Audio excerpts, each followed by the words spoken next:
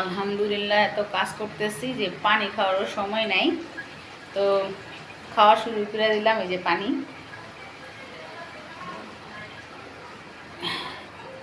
আর এদিকে তোর জোর চলতেছে রান্না বান্নার। এই যে দেখেন, এই চুলা বসায় দিছি।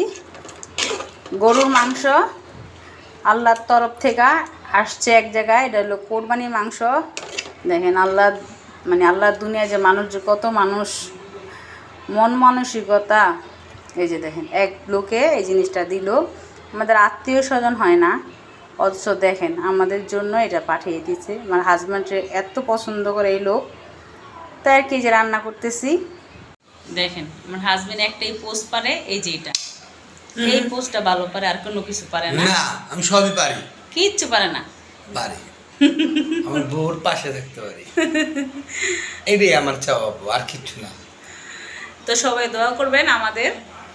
হাপায় 20 বছর হয়েছে, আর বাকিটা মৃত্যুর আগ পর্যন্ত থাকতে পারি। ওরে বাপরে বাপ, এত এত লং সময়, বাপরে। গুড বাই, আসসালামু আলাইকুম। এই যে দেখেন, ফাইনালি রান্না হয়ে গেছে, আল্লাহর নেয়ামত।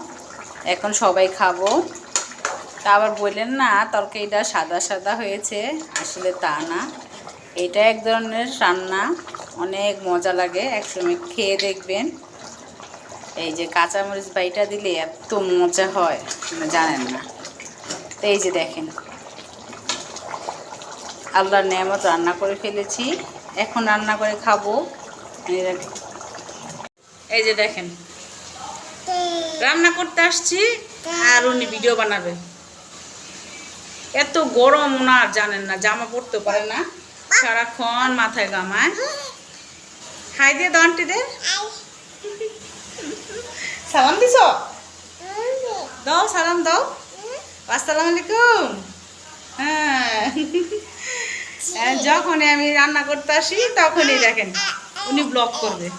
দেখেন তো, মা যদি ব্লগ করে তো জি কি হইল। এই যে দেখেন, এর ফল দেখেন কি সুন্দর হয়েছে, রান্না করেছি একদম। আজকের ভিডিও এখানে শেষ। আল্লাহ হাফেজ।